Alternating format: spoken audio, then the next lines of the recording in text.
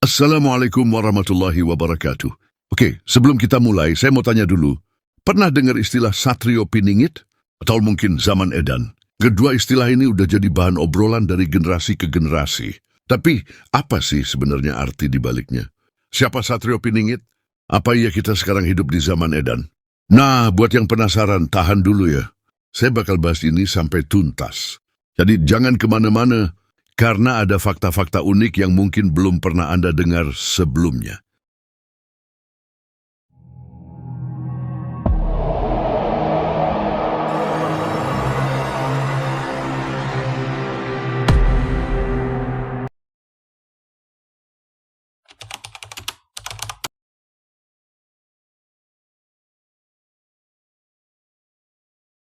Kita mulai dari istilah yang sering bikin orang mikir, zaman edan. Kalau Anda sering dengar istilah ini tapi nggak tahu asal-usulnya, tenang, saya jelasin dulu. Istilah ini berasal dari Serat Kalatida, sebuah karya sastra monumental dari Ranggawarsita. Siapa dia? Ranggawarsita adalah salah satu pujangga besar dari Keraton Surakarta yang hidup di abad ke-19. Karya-karyanya nggak cuma puitis, tapi juga penuh filosofi dan sering dianggap ramalan. Salah satu yang paling terkenal adalah gambaran tentang zaman edan ini. Di dalam Serat Kalatida, Ranggawarsita menulis, "Zaman edan yen orang gedan ora keduman." Artinya apa? Secara harfiah, kalimat ini bisa diterjemahkan jadi, di zaman edan kalau tidak ikut gila, maka tidak akan kebagian rezeki. Tapi jangan salah paham dulu, kata gila di sini nggak berarti hilang akal atau jadi nggak waras. Makna gila dalam konteks ini lebih ke bagaimana orang harus beradaptasi dengan situasi yang serba kacau. Kalau nggak ikut main gila, orang-orang takut ketinggalan atau nggak kebagian rezeki. Bayangin ini, Anda hidup di zaman di mana moral dan prinsip udah mulai kabur, semuanya serba abu-abu.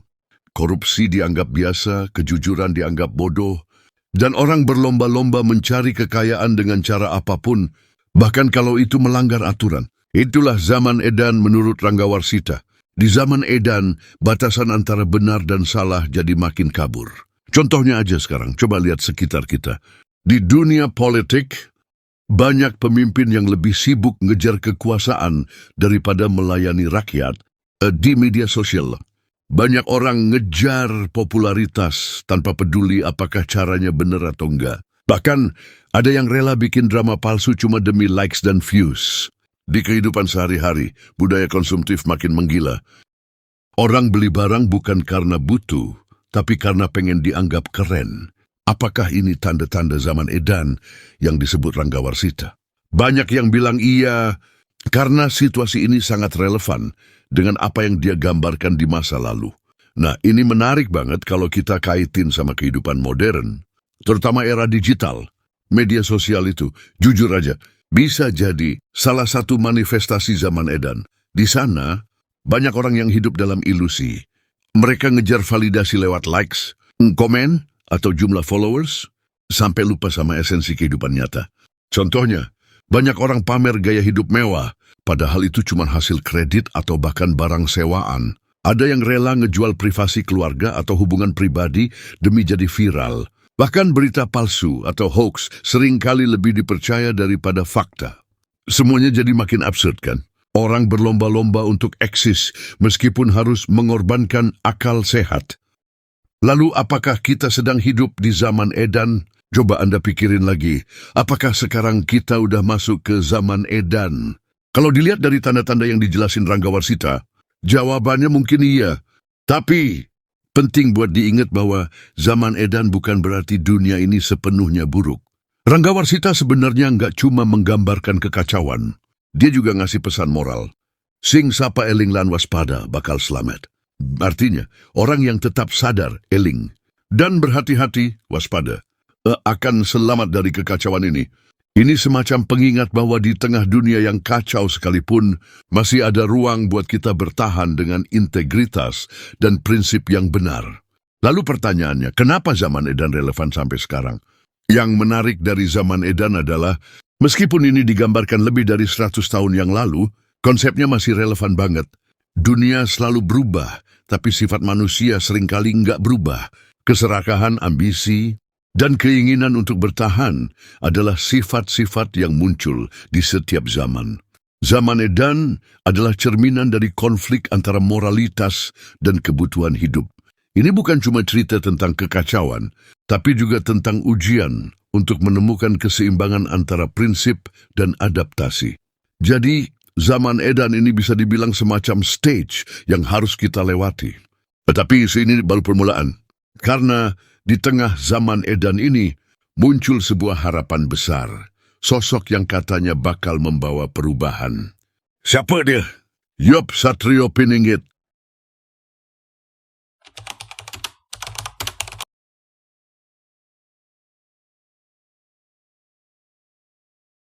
Oke, sekarang kita masuk ke pembahasan yang lebih seru. Satrio Piningitjo.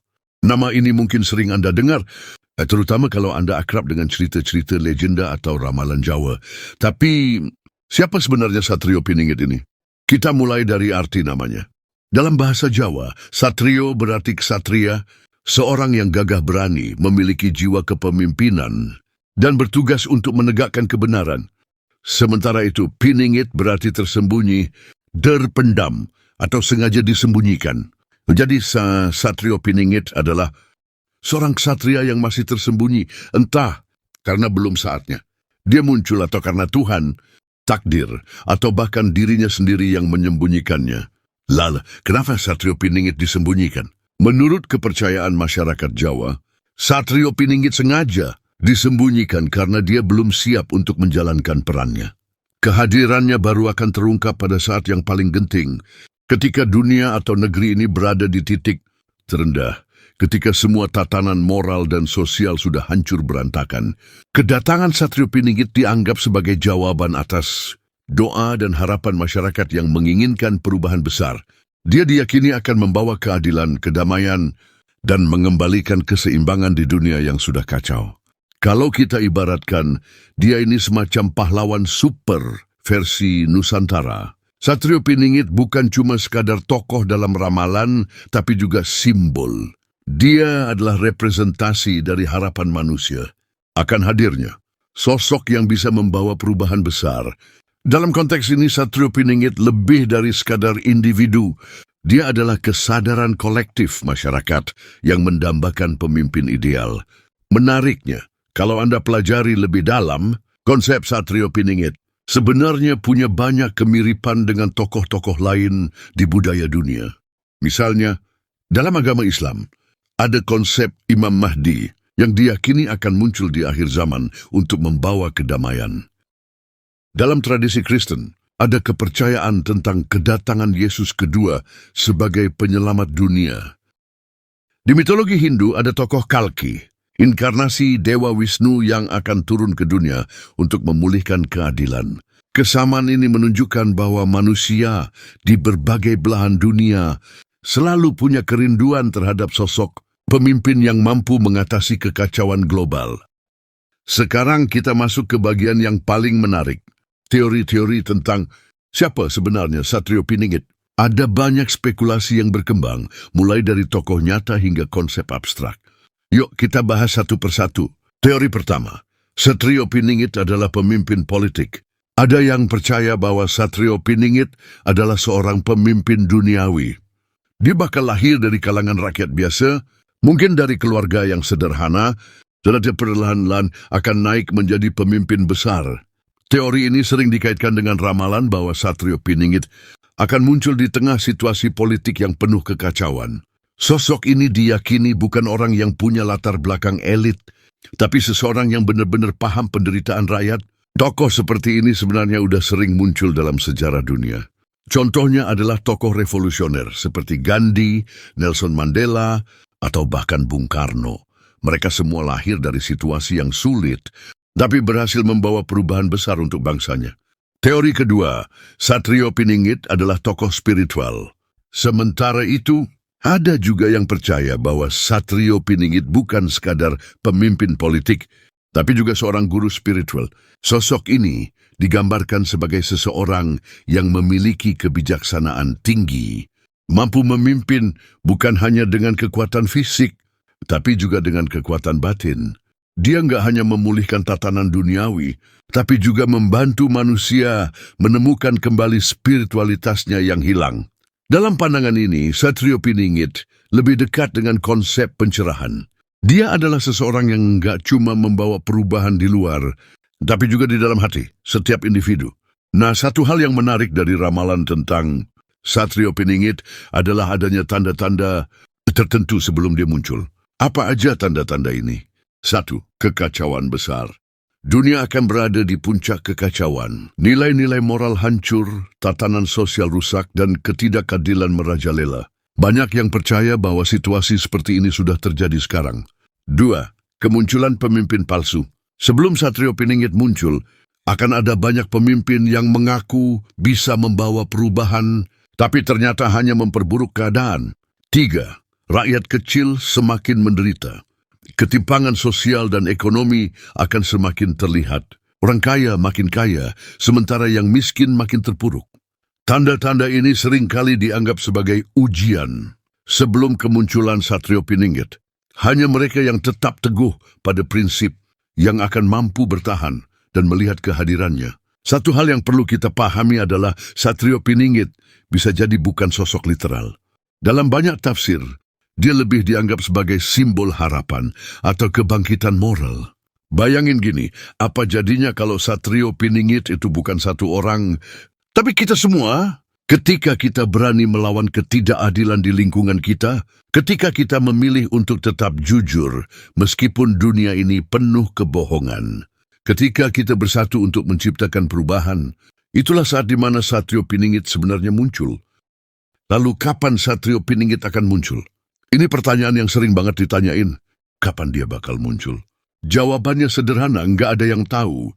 Banyak orang mencoba menghubungkan ramalan ini dengan peristiwa tertentu, tapi pada akhirnya kehadiran Satrio Piningit adalah sesuatu yang harus dirasakan, bukan ditebak. Satrio Piningit adalah simbol dari harapan dan perjuangan.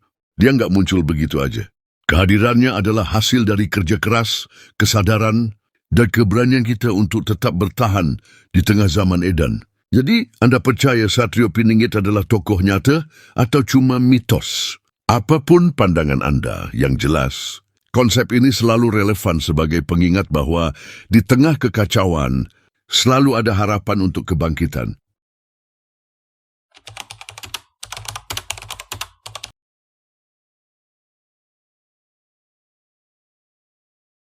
Saya tahu banget ini pasti bagian yang paling bikin Anda penasaran. Apa sih sebenarnya hubungan zaman edan dengan Satrio Piningit?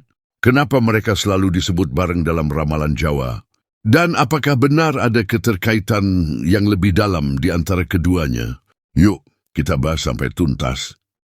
Pertama-tama, banyak yang percaya kalau zaman edan itu adalah semacam panggung besar yang harus ada sebelum Satrio Piningit muncul. Ibarat cerita drama, zaman edan adalah babak penuh konflik dan kekacauan yang menyiapkan jalan bagi kehadiran seorang pahlawan. Kenapa harus ada zaman edan dulu? Logikanya begini. Di tengah kekacauan, orang mulai kehilangan arah, moralitas memudar, dan rasa keadilan menjadi langka. Ketika situasi sudah mencapai titik terendah, di mana yang baik sulit bertahan, dan yang jahat semakin berjaya, di situlah manusia mulai mencari harapan baru. Nah, harapan inilah yang diwujudkan dalam sosok Satrio Piningit. Kalau kita pikir lebih dalam, tanpa zaman edan, mungkin manusia nggak akan sadar bahwa mereka butuh perubahan besar.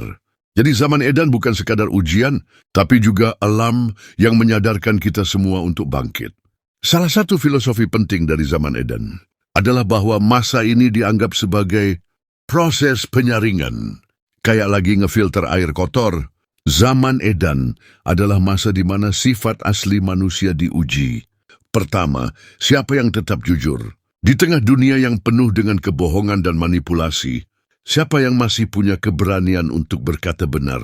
Kedua, siapa yang berjuang untuk kebaikan bersama? Saat semua orang sibuk mengejar kepentingan pribadi, siapa yang rela berkorban demi kepentingan orang lain? Ketiga, siapa yang hanya mementingkan diri sendiri? Di masa yang serba sulit, banyak orang cenderung memilih cara instan dan menghalalkan segala cara. Tapi zaman edan juga jadi cermin yang memperlihatkan siapa yang benar-benar punya integritas. Proses ini menurut banyak kepercayaan adalah cara untuk memurnikan manusia sebelum kedatangan Satrio Piningit. Karena Satrio Piningit nggak bisa muncul di sembarang waktu. Kehadirannya butuh orang-orang yang siap untuk mendukung perjuangannya.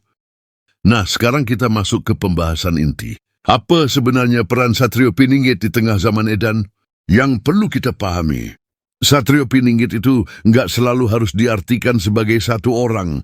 Dalam banyak tafsir, dia juga bisa dianggap sebagai simbol harapan dan kesadaran kolektif masyarakat. Artinya apa? Satrio Piningit bisa jadi bukan sosok fisik yang datang dengan jubah dan pedang, tapi representasi dari perubahan besar yang lahir dari perjuangan bersama. Contohnya, ketika masyarakat mulai sadar bahwa mereka harus kembali ke nilai-nilai moral. Ketika orang-orang berhenti saling menjatuhkan dan mulai bekerja sama untuk membangun sesuatu yang lebih baik. Ketika setiap individu berani mengambil tanggung jawab untuk memperbaiki diri dan lingkungannya. Dalam konteks ini, Satrio Piningit bukan sekadar seorang penyelamat, tapi juga cerminan dari apa yang bisa dicapai manusia kalau mereka bersatu. Perlu diingat, Satrio Piningit tidak datang sebagai penyelamat instan. Ini nih kesalahpahaman yang sering terjadi. Banyak orang berharap Satrio Piningit akan datang sebagai sosok yang langsung menyelesaikan semua masalah. Kayak di film superhero, sekali datang, semua konflik langsung selesai. Tapi kalau kita lihat dari filosofi Jawa, Satrio Piningit nggak akan datang sebagai penyelamat instan. Dia bukan sosok yang akan mengubah dunia dengan satu sentuhan. Dia adalah simbol dari kerja keras, perjuangan, dan transformasi yang membutuhkan waktu. Ibaratnya, Satrio Piningit itu kayak seorang pemimpin yang datang untuk menginspirasi, bukan untuk menggantikan peran kita. Dia akan menunjukkan jalan, tapi kitalah yang harus berjalan di atasnya. Kalau kita lihat lebih luas, zaman edan dan Satrio Piningit itu sebenarnya dua sisi dari satu koin. Zaman edan adalah fase kekacauan, ujian, dan transformasi. Satrio Piningit adalah harapan, solusi, dan hasil akhir dari proses tersebut. Tanpa zaman edan mungkin kita nggak akan pernah sadar pentingnya Satrio Piningit. Sebaliknya, tanpa Satrio Piningit, zaman edan hanya akan jadi kekacauan tanpa arah. Hubungan mereka adalah pengingat bahwa dalam setiap masa sulit, selalu ada peluang untuk perubahan. Dan perubahan itu nggak datang dari luar, tapi dari dalam diri kita sendiri. Sekarang, pertanyaannya bukan lagi kapan Satrio Piningit akan datang, tapi apa yang bisa kita lakukan untuk jadi bagian dari perubahan ini. Mungkin kita nggak perlu jadi pahlawan besar yang dikenal semua orang. Tapi kita bisa mulai dari hal kecil. Jujur, peduli dan berani melakukan yang benar. Mungkin kita nggak bisa langsung mengubah dunia, tapi kita bisa mengubah diri kita sendiri dan lingkungan terdekat. Karena pada akhirnya, Satrio Piningit bukan cuma satu orang. Dia adalah kita semua ketika kita berani menjadi versi terbaik dari diri kita.